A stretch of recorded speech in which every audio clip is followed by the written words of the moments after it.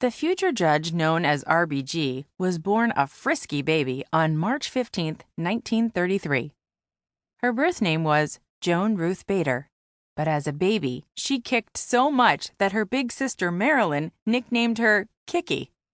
Later at school, she started going by her middle name because there were so many Joans in her class.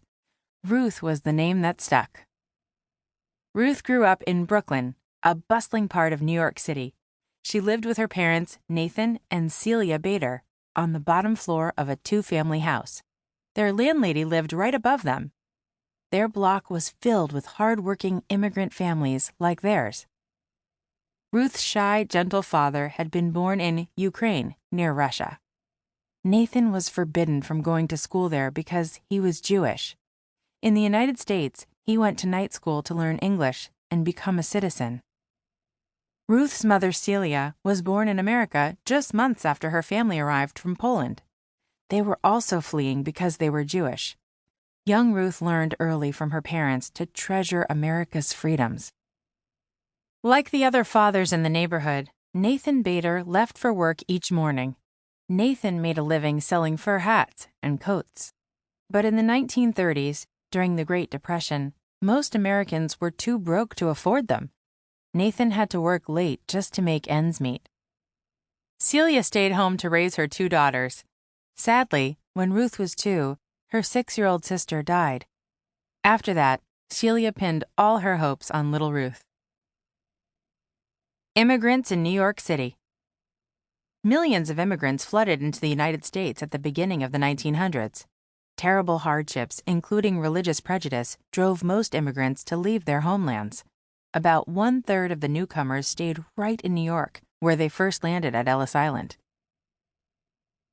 At that time, most mothers hoped their daughters would grow up to marry some Prince Charming. Not Celia. She believed in women's rights. As a young woman, she had marched in a parade to get women the right to vote. She raised her daughter to be independent.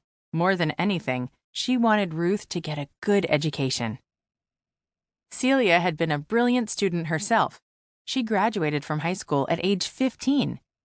She dreamed of going to college. But Celia's father thought college was wasted on a girl, so Celia took an office job instead.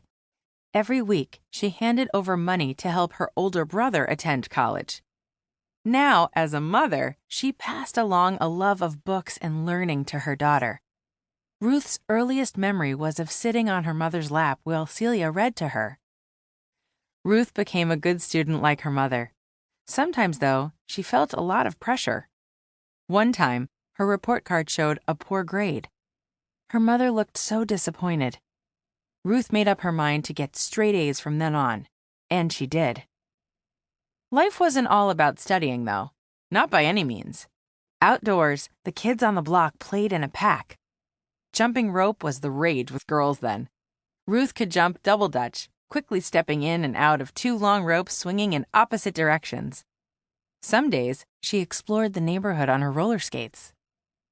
One day, Ruth watched 5 boys from the block leaping from one garage roof to another. That looked fun and daring. Jumping roofs wasn't at all ladylike, but that didn't stop lively Ruth from joining in. As a child, Ruth also found a passion for the arts. Her dream place was the Brooklyn Academy of Music, just a subway ride away. Every Saturday, her mother took her to see children's theater there. With her class, Ruth went on school trips to see the art collection at the Brooklyn Museum. When Ruth turned 11, her mother took her to her first opera. Opera is like a play, only all the parts are sung. Ruth thought it was magnificent. The soaring voices, the music, the costumes, the drama, it all thrilled her. She dreamed of being an opera star. But her voice was so bad that her teacher asked Ruth not to sing out loud in chorus.